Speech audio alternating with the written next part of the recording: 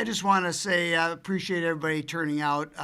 For me, this is a very bittersweet moment, obviously. I've had quite a career, and I appreciate everything that anybody has ever done for me during that career. It's been 48 years in college athletics, and I certainly don't believe that even though I'm walking out into retirement in May, I don't really think that I will be a stranger to any kind of Maverick athletic event or be a stranger to athletic activities in the community because, you've given your life that much to it and it's something that's in your blood and it's something that you never really want to, give up. I loved every minute of it. I said I've loved every minute I've worked, and there was never a day in my career that I ever felt I got up in the morning and dreaded going to work. Wins and losses didn't matter. It was all about being able to live another day in the sports world because it's a great thing to do. I entered coaching not with any grand ideas of what would happen to me throughout my career or any great success. It was really all about the opportunity to work with young people, help them achieve their goals, help them grow. It's really an interesting thing when you're in college athletics, especially in the years that I was involved from the 1970s to now. It was really a special thing to be able to work with a young person as they're making that transition from being in their homes with their families under the guidance of their parents and helping them transition to that place where they're adults and making their own decisions. And that was truly a special thing for me and something I will always cherish. I also am really grateful for the opportunity I had here at UNO to come in 1996 and to start a program from scratch. You look at very few people ever have the opportunity to start something that never existed, to be able to see through for the first 12, 13 years, we used to count the year we recruited a team, 13 years of existence, and then be there 28 years later still helping to make decisions to guide that program. So I've really been blessed. I can only thank, all the different athletic directors going back to Don Leahy and Del Weber who helped get this thing off the ground, the supporters in the community who helped get this program started. Certainly the coaching staff I had when we started back with David Quinn and Steve Rawlick, now the head coach at Ohio State, and John Fletcher and Danny Gass and that crew, that Mark Payne and Rusty McCune, that group we started with here, and all the players that came in those first years that believed that we could have a Division I program and have a program that would be successful and be successful in the toughest leagues in the country, in the CCHA, then the WCHA, and now the NCHC. Those people who believed in this program, they're all very special to me, and I'm just so grateful to have the opportunity to have had some bit of their lives. What are you most, you've done so much, but maybe if you can pinpoint one or two things, what are you most proud of about what you've done? I've always said one of the things the thing I'm most proud of with this program here is when I look out, like last night I was at my grandson's hockey game, his mite game, and I look out on the ice and I see 5, 6 of our former players that played for me out there giving back to the community. And what I'm most proud of is the number of players that we had going back to 1996 who came to this community because they all came from someplace else. They all came here, put down roots, graduated from UNO, got degrees, got jobs in the community, and then have stayed here and given back to the community. To me, that's the thing I'm most proud of. What story haven't you told? I'm sure there's a lot of them, but is there anything that comes to mind? You're like, okay, I was waiting until my retirement till I told this one. I'm not that good at those kind of things. I don't know that I have thought of one that I would throw out there over the years. There's been a lot of them, you're right. Someday we'll sit around and have a beer and I'll tell you a ton of them. But, you know, I think probably, you know, there's been so many things that have gone down the pike here over the years. And I just know that, you know, I have been so blessed to be surrounded by so many good people. You know, and it's like I said, it started back with Del Weber, Don Leahy, Connie Clausen. You know, to be able to be involved with those people, have those people influence your life, yeah, I mean, it's impactful. And I've had so many people before I got here that really had those kind of impacts on me as well. You know, Bob Johnson, Jeff Sauer, Don Roberts. You know, I'm just a guy who got lucky. We have to remind people that the journey in Omaha actually began 21 years or so before this program was started, because you were across the street at Exarban Coliseum with the club team. But, you know, that's kind of funny that you bring it up, Terry. And Bridget, that might be one of those stories. I mean, you go back, I was never expected to be coaching. I mean, I was not going to be a college hockey coach. That was not my career path. When I was graduating from college, my expectation was to go back, go to work for my dad and his business in Duluth, and take that over. That was kind of my long-range plan.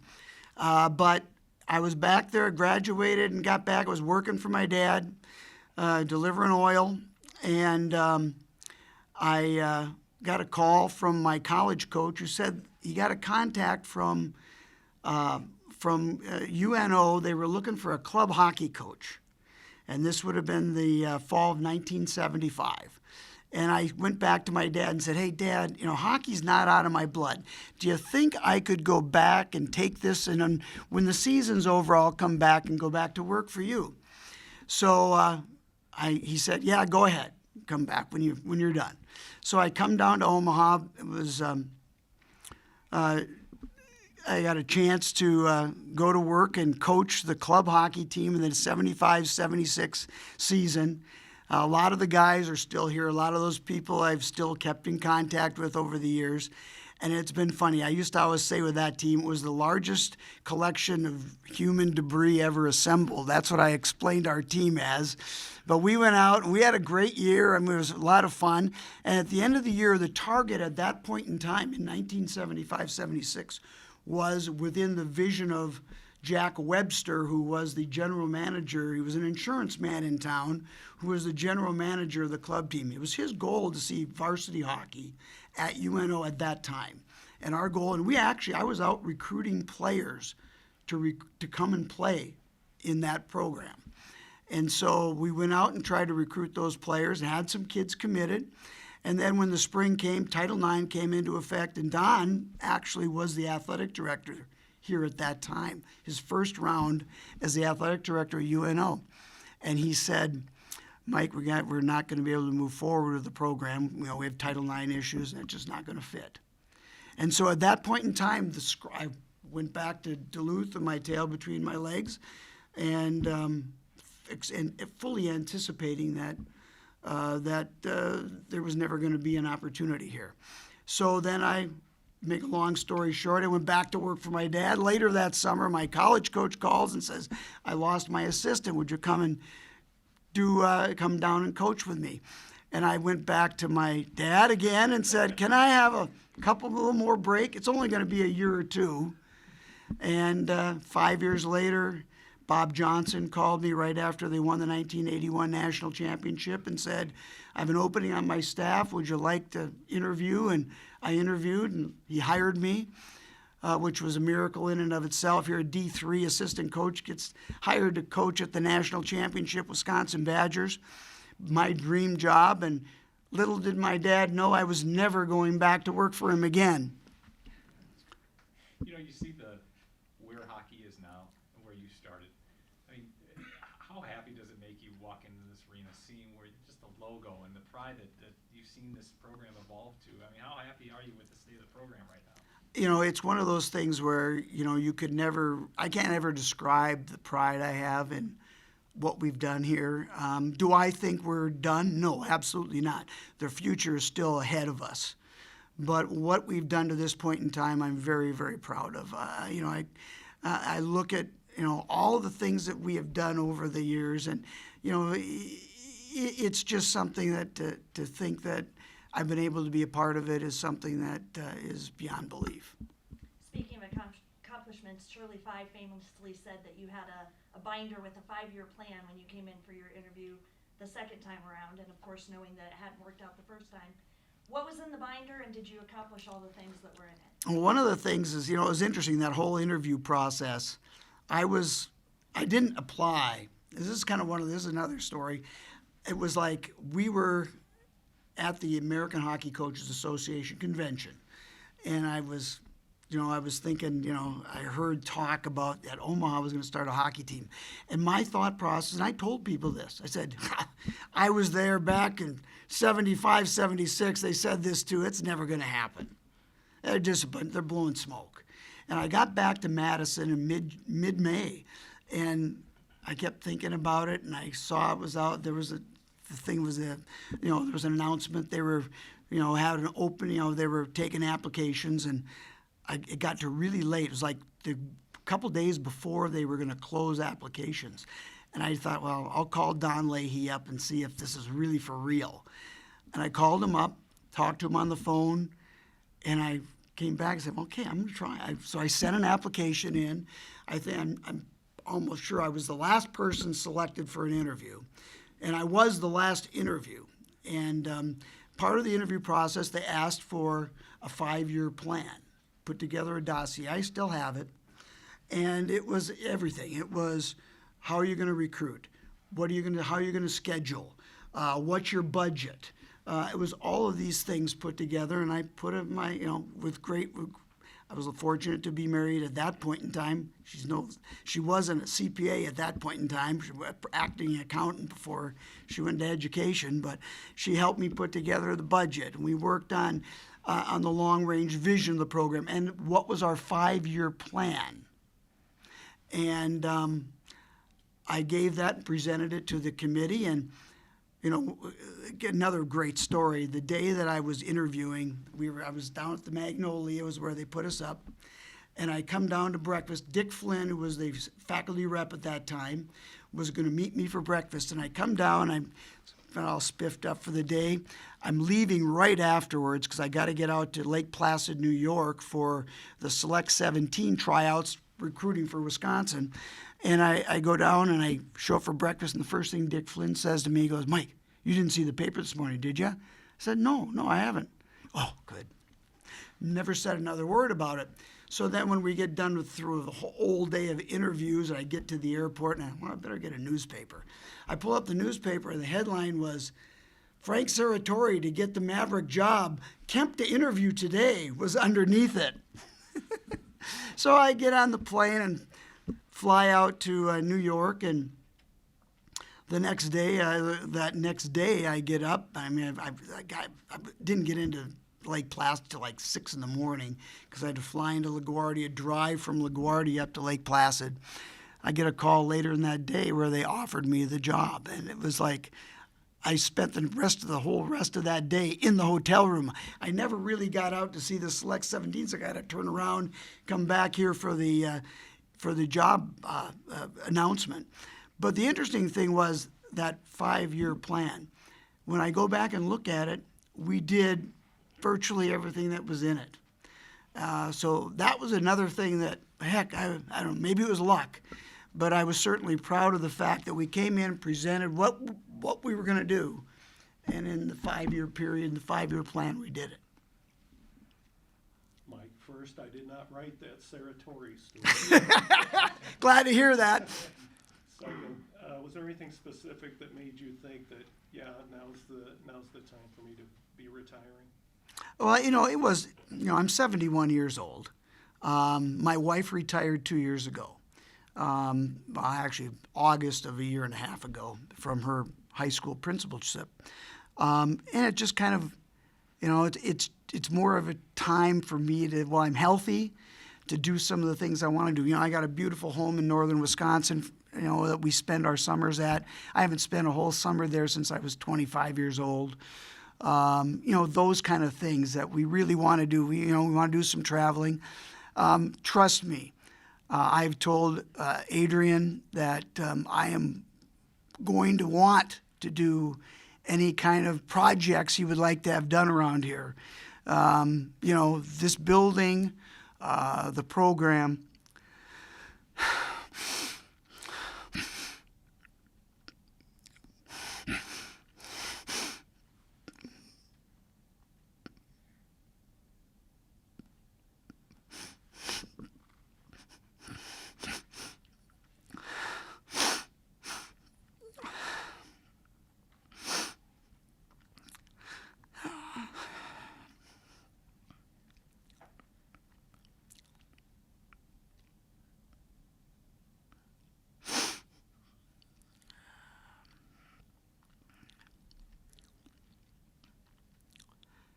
They've been a huge part of my life, not just my life, my family's. And I'll never be very far from it. The problem is I'll probably, now that I won't have anything to do in the winter, I'll probably be here way more than what the coaches are going to want me to be around. So I really look at it from that perspective. The one thing, I probably would have retired a year ago.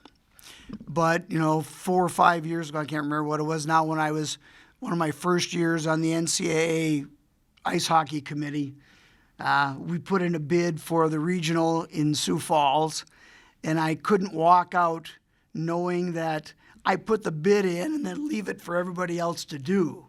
So I wanted to make sure I stayed through this year to see through our commitment to do that regional in Sioux Falls.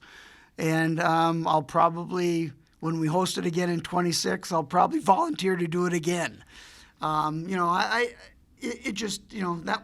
have probably retired a year ago if it wasn't for that. Family's obviously really important to you too. I remember one of your daughters sitting on your lap during Blue Line Club meetings 20 years ago. They're obviously too big to do that now. Yeah. How important is it for you to be able to spend some time with your grandkids? Oh, it's huge. I have 3 grandchildren here and 3 in Minnesota, and I had my oldest one here, Charlie's 8. I had him out on the ice Monday when it was Parents' Day, or President's Day, I should say. Get him out there to work on skills with him. It is. They come to the games. I'm with them at the games most of the time, and our kids from Minnesota come down when they can. My grandson from Minnesota, who's also just turned 8. First thing he asked, my daughter told them about yesterday.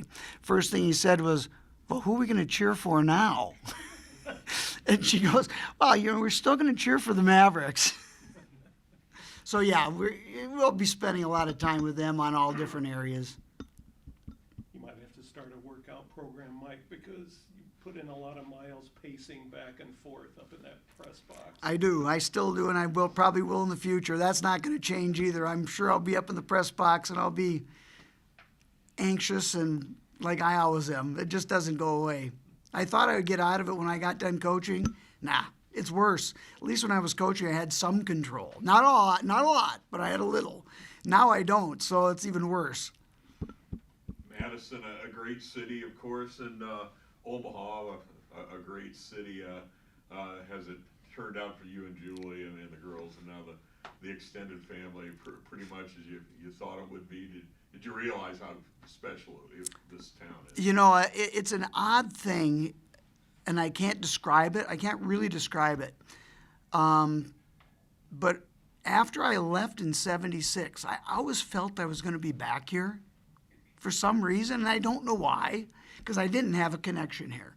And, Modo McLean and Jake Forbes and those guys used to have me come back and do a hockey school for like the 5 years after I left coaching the club team. I would bring a group down here and do a 2-week hockey school every summer. So we always had that connection of coming back here.